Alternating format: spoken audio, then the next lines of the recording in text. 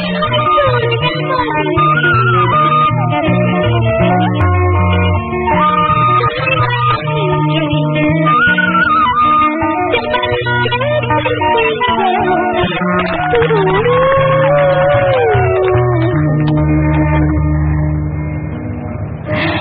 lagi di Dialog Industri Agro dan pemirsa, di samping saya ini mungkin Anda melihatnya hanya kursi biasa. Tapi ternyata kursi ini mempunyai nilai historikal tersendiri. Yang saya tahu kursi ini pada tahun 1945 dahulu pernah dipakai oleh pemimpin dunia.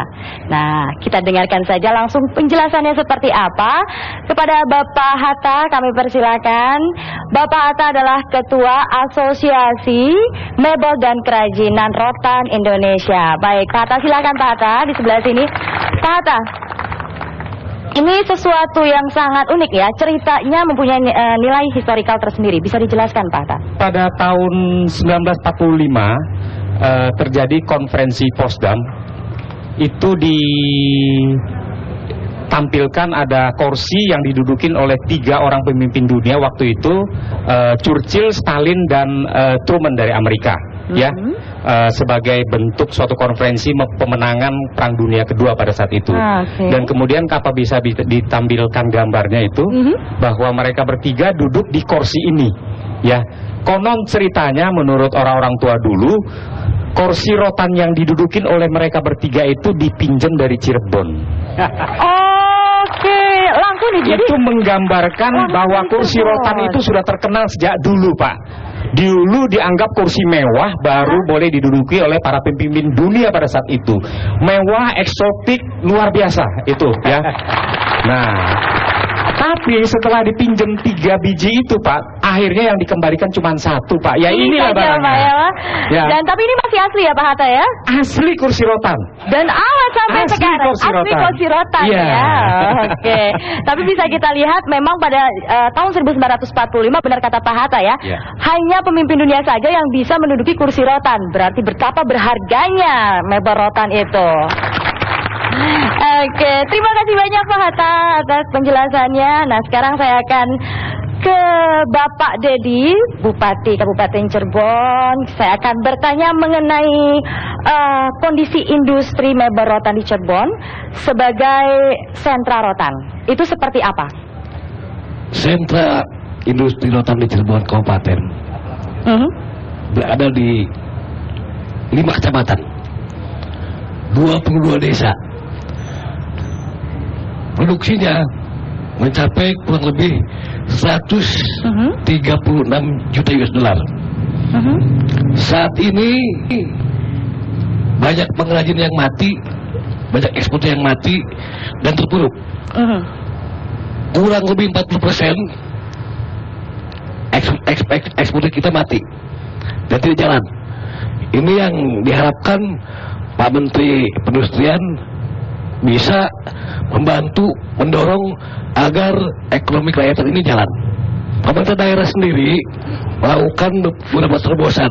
Di antaranya adalah bagaimana kemudahan perizinan, bagaimana pajak ekspor dilarang, tidak ada pungutan. Ditambah bagaimana perjuangan saya dengan kawan-kawan pengrajin, kawan-kawan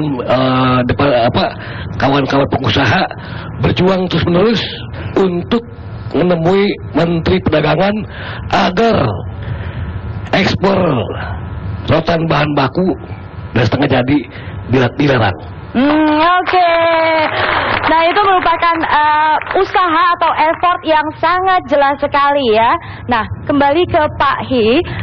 Kalau kita dengar semua usaha yang telah dilakukan oleh Kabupaten Cirebon sendiri, ini sepertinya memang terharu ya Pak ya. Karena tidak hanya tingkat pusat tapi juga tingkat daerah juga sama-sama berjuang. Nah, melihat kondisi yang sudah diusahakan oleh Kabupaten Cirebon, kalau untuk pasar dunianya sendiri seperti apa Pak? Apakah memang peluangnya itu memang masih besar? Ya, sebagaimana diketahui sekarang ini bahan bakunya dulu ya. Bahan baku rotan kan kita suplai terbesar. Yang kedua, sebetulnya pengimpor terbesar itu Cina. bahan bakunya. Bahan bakunya ya? Untuk kemudian dia ekspor kembali sebagai barang jadi. Dan itu menjadi kompetitor kita di dunia. Dan beberapa negara lain.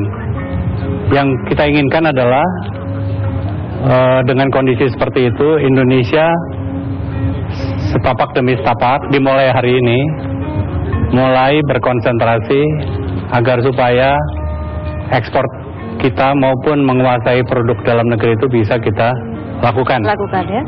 Itu bisa menyangkut beberapa aspek. Yang pertama, aspek regulasi. Aspek regulasi itu ada tanggung jawabnya kepada pemerintah, dan saya tentu dengan menteri-menteri terkait akan membicarakannya secara matang.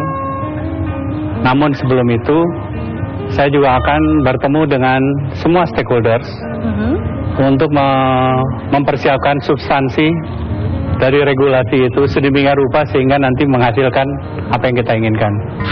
Nah, untuk pasar dunia sendiri, saya kira itu penting, terutama kawan-kawan yang kemarin disponsori oleh Kementerian Perindustrian melakukan pameran di Köln di Jerman Barat. Jerman yang waktu itu ya Pak ya? Ya, sebagai ada berapa belas pengusaha Cirebon turun ke sana. Kita melakukan eksibisi, itu adalah World Exhibition, jadi forum dunia khusus untuk rotan. Paling tidak kita relaunching bahwa industri rotan Indonesia melalui sentra industri di Cirebon sudah bangkit lagi dan mau bicara lagi di tingkat dunia. Jangan anggap remeh. Oke. Kalau persaingannya seperti apa Pak Hi? Dalam dinamika sekarang ini ada industri rotan sintetis gitu ya. Tapi saya kira itu nggak jadi masalah karena segmen marketnya juga berbeda dan karakteristik daripada produk itu sendiri berbeda. Jadi itu nggak usah kita anggap sebagai kompetisi. Yang kita harus anggap sebagai kendala selain regulasi yang harus mendukung, itu adalah fakta bahwa kita masih melakukan yang disebut illegal trading. Jadi banyak ekspor kita yang tidak melalui bahan baku itu, yang tidak melalui jalur resmi, sehingga pesaing-pesaing kita itu mendapat rotan dengan harga yang relatif cukup murah, sehingga setiap ekspor bahan baku kita ke negara lain itu pasti akan menghidupi industri mereka, bukan industri kita. Itu mau kita kembalikan. Dan sudah waktunya ya? Sudah waktunya. Dan kami pemerintah sekarang punya program hilirisasi, downstreaming dari industri agro. Kita sudah melakukannya di kakao. Kita beri biaya keluar untuk bahan bakunya, yang selama ini menerima bahan baku dan industrinya dihidupkan di negaranya, mulai berteriak-teriak protes. Tapi pada akhirnya mereka datang menawarkan diri mau investasi, join di Indonesia, dan minta digaranti supaya biaya keluarnya itu jangan dicabut gitu, supaya mereka bisa melakukan investasinya dengan aman.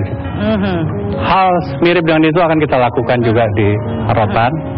Namun harus jaga kepada aparat pemerintah yang lain agar tidak terjadi yang kita sebut illegal trade tadi, yaitu melakukan smuggling, melakukan ekspor tanpa prosedur dan sebagainya. Itu harus sama sekali kita hentikan. Jadi law enforcement-nya juga harus ditegakkan. Tapi di samping itu kemampuan teman-teman praktisi juga harus ditingkatkan. Membuat inovasi untuk desain yang terus-menerus bagus, up to date, dan memenuhi selera pasar. Kemampuan SDM kita untuk meningkatkan keterampilannya di dalam memproduksi membuat produk-produk rotan itu juga harus makin sempurna. Karena tuntutan dunia ini sekarang makin meningkat gitu, mengenai quality produk dan sebagainya. Indonesia punya semuanya, tinggal kita bersama-sama melakukannya. Negara-negara mana nih Pak yang kira-kira kita bisa mengekspor produk mebel Indonesia? Cina, Eropa, Amerika. Cina, Eropa, Amerika. Ya, jadi jangan melakukan penetrasi ekspor ke pasar internasional. Sementara itu pasar domestik kita kemasukan kompetitor lain. Betul. Jadi kita mengamankan pasar domestik, kita melakukan ekspansi ke pasar internasional.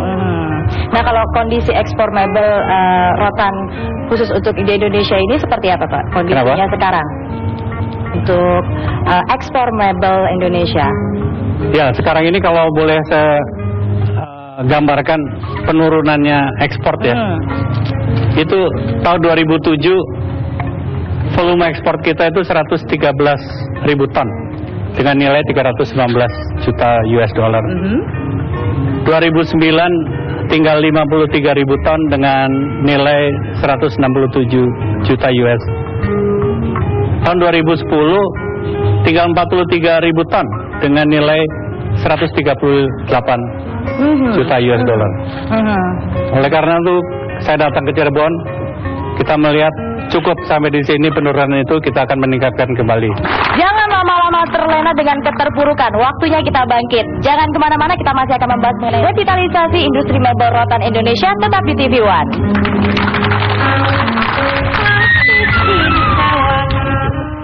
Wajonan lanang